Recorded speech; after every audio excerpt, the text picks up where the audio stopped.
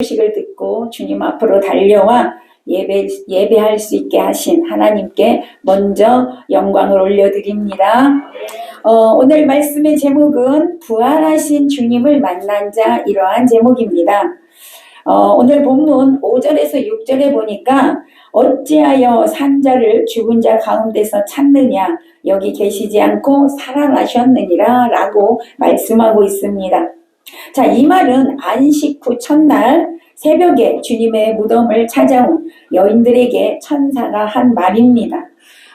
금요일 오후 3시에 예수님이 십자가에서 죽으셨고, 그리고 이제 무덤에 장사 지낸 바 되었습니다. 토요일이 지나고 안식일이 지나고 주일날 오늘 새벽에 예수님이 부활하셨습니다.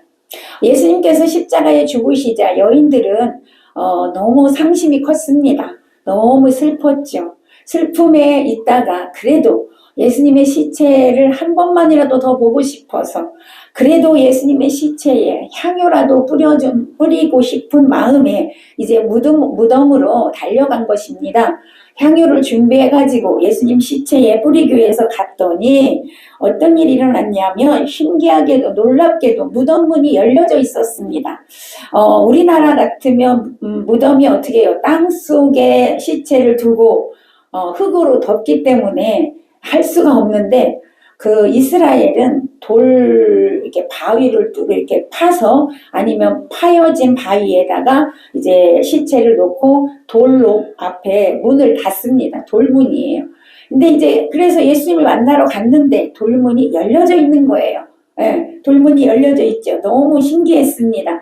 그래서 예수님의 그 안에 들어가서 예수님의 시체를 보려고 들어갔는데, 예수님은 온데간데 없으시고 빛이 찬란한 옷을 입은 두 사람이 거기에 앉아 있었습니다. 그 두 사람은 천사였고요. 예수님의 시체를 찾는 여인들에게 천사가 예수님께 여기 계시지 않고 살아나셨느니라 라고 말씀한 것입니다. 그런데 예수님은요, 이미 이 마리아와 이 여인들과 제자들에게 나는 십자가에 죽고 3일 만에 부활할 것이다 라고 이미 얘기를 했었습니다. 그런데 믿었어요? 안 믿었어요? 안 믿었습니다. 여러분, 사람은요, 내가 믿고 싶은 것만 믿는데요, 내가 듣고 싶은 것만 듣는데요, 똑같이 말을 했는데 내가 듣고 싶지 않은 건 듣지 않는다는 것이죠. 제자들도 똑같았어요. 예수님 분명히 말씀하셨음에도 불구하고 안 믿었다라는 것이죠. 여러분 보세요. 7절 보세요. 예수님 분명히 말씀하셨어요. 7절. 자, 7절 시작. 이르시기를 인자가 죄인의 손에 넘겨져 십자가에 못 박히고 제3일에 다시 살아나야 하리라 하셨느니라 한데, 예수님 하셨어요? 안 하셨어요? 하셨다니까요. 내가 3일 후에 살아날 거야 라고 제자들에게, 여인들에게 말씀하셨어요. 그런데 이들이 믿지 않았다는 거죠. 그래서 상심했고 슬퍼했고 죽은 시체라도 보려고 찾아갔던 것입니다. 예수님은 어쨌든 말씀하신 대로 살아나셨습니다. 부활하셨고요. 그런데 여러분, 예수님의 이 부활을 대제사장들은 돈을 들여서 이 부활의 증인들이 누구예요? 무덤을 지키던 자들. 자, 그들의 입을 막으려고 돈으로 매수하려고 했어요. 그러나 실패했습니다. 이 사실을 또한 증거하던 제자들을 죽이고 위협하고 했습니다. 그럼에도 불구하고 부활의 이 사실은 그 이후에, 주님이 부활하시고 난 이후에 2000년이 지난 역사에 흘러서 여러분 점점 더 많은 사람들에게 더 분명히 전파되어졌고, 이제는 어떤 사람들도, 이 세상 사람들 모두도 여러분 예수님의 부활을 모르는 사람이 없다는 것이죠. 오늘날은 그래서 부활이 이제는 세계적인 명절이 되었다라는 것입니다. 이렇게 사단은 대제사장을 이용해서 부활의 소식을 막아보려고 했더라는 것이죠. 그러나 사단은요, 이미 예수님이 태어날 때부터 예수님을 죽이려고 안간힘을 썼다는 것입니다. 예수님이 태어날 때부터 가진 수단과 방법으로 예수님을 죽이려고 했어요. 아기 예수님을 죽이려고 헤롯을 동원해서 베들레헴에 사는 2살 아이의 모든 남자들을 죽이라고 했습니다. 그 다음에는 예수님의 사역의 길에 접어들었을 때 40일 금식하던 예수님에게 찾아와서 돌로 떡을 만들어 먹어라 라는 시험을 했고, 성전 꼭대기에서 뛰어내려라 라는 시험을 했습니다. 이것마저 안 되자 자기에게, 사단에게 무릎을 꿇려서 예수의 신적인 생명을 끊으려고도 했습니다. 이미 계획이 숲으로 돌아가자 이제는 예수의 제자 중에 하나, 가룟 유다를 통하여 예수님을 팔아먹게 했다라는 것이죠. 이런 일들을 수없이 했어요.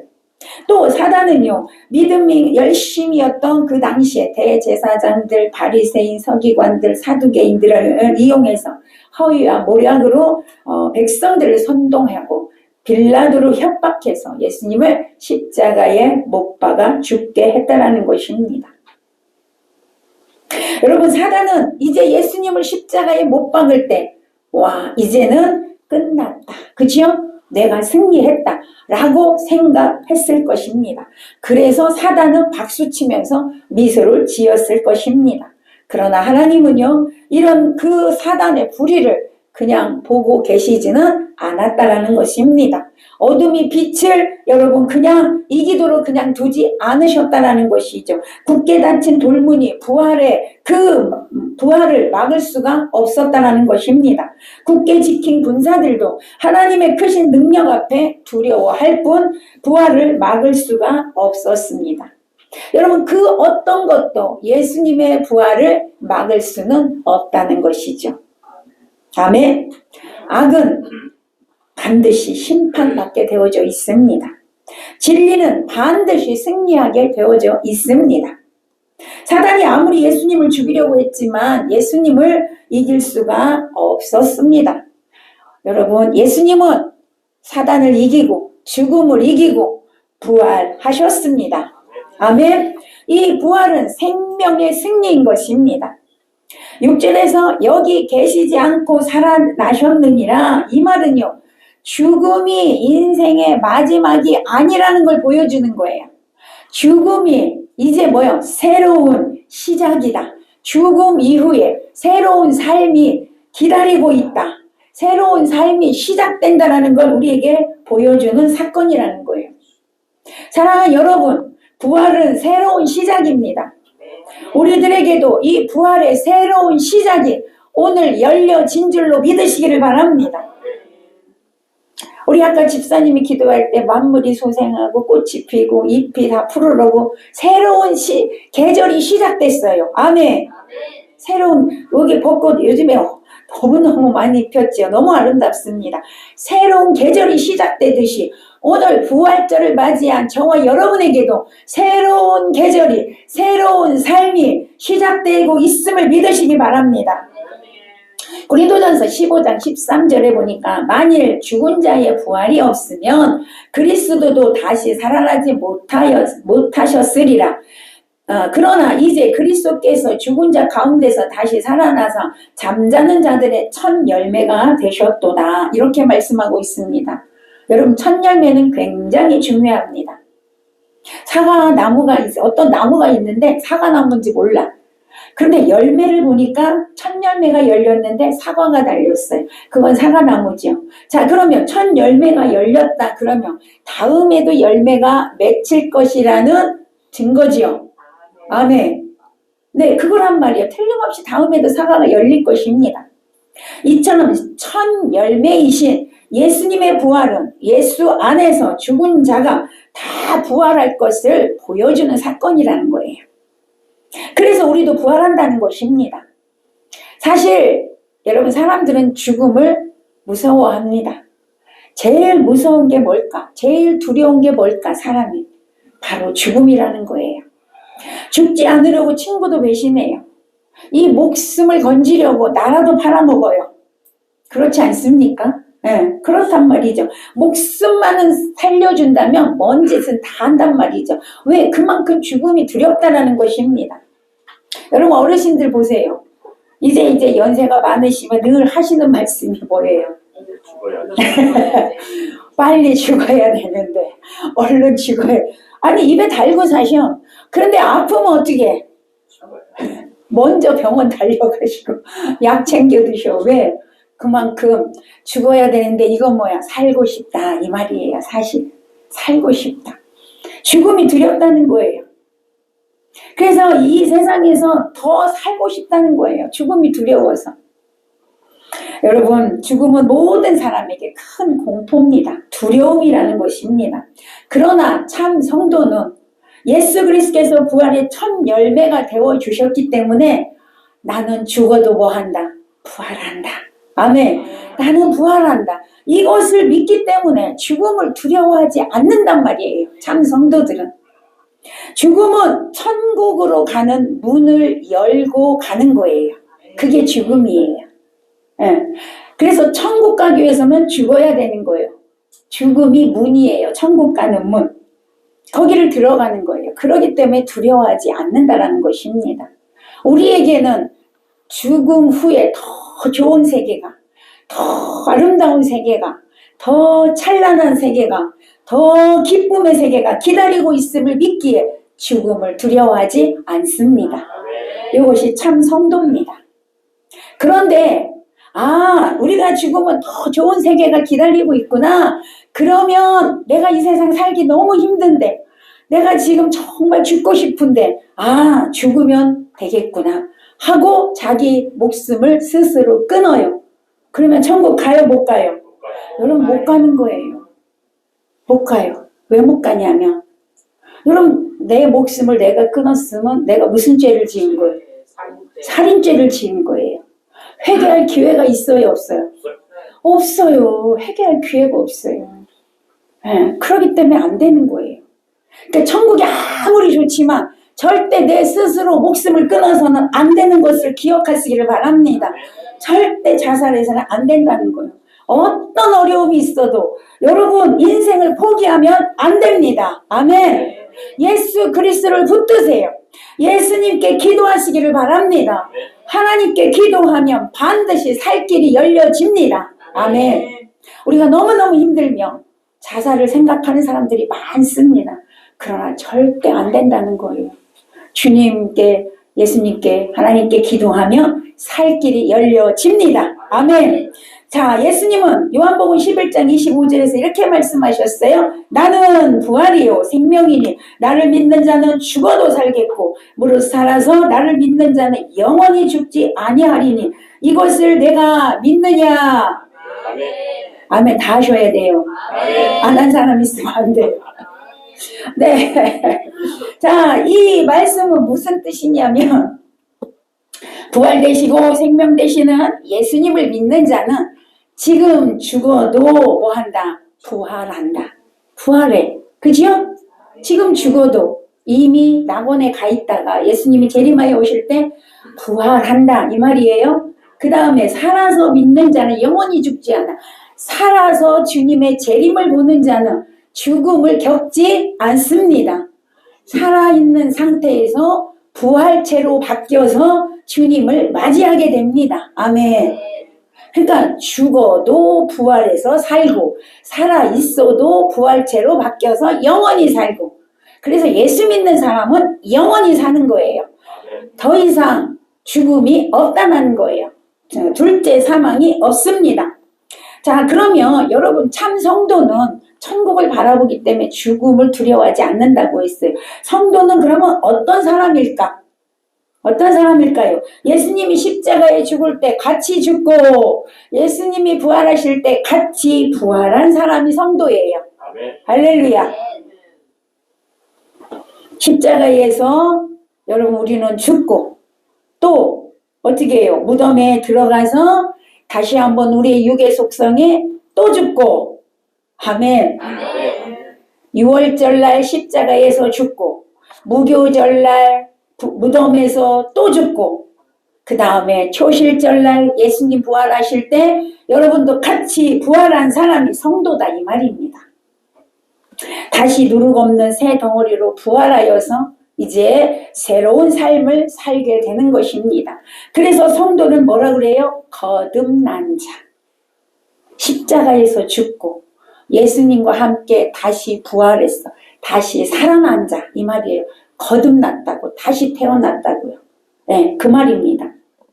성경의 초실절은요, 이스라엘 백성들이 구약에 농사를 지어서 처음 추수한 열매를 하나님께 드리는 절기가 초실절입니다.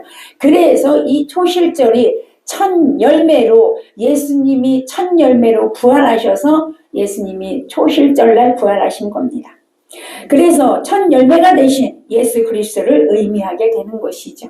첫 열매 되신 예수님께서 부활하신 것처럼 우리들도 여러분 부활의 축복을 맞이하게 된다는 것을 기억하시고 기뻐하는 저와 여러분 되시기를 축복합니다.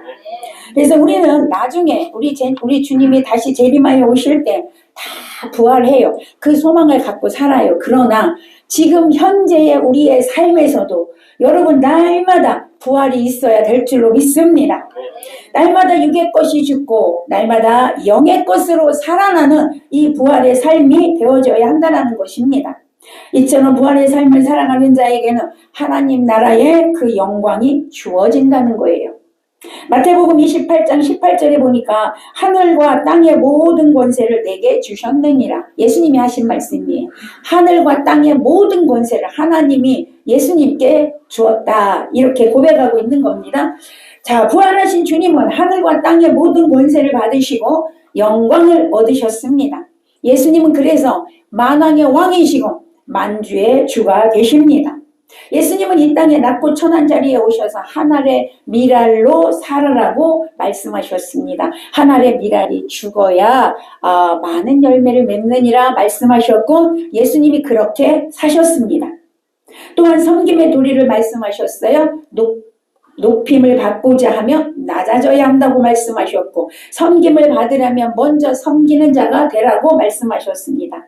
이렇게 가장 낮은 곳 구유에 나셔서 종의 형체를 가지시고 십자가에서 죽기까지 복종하셨던 이 예수님을 하나님은 가장 높이시고 하늘과 땅의 권세를 주셨다는 거예요.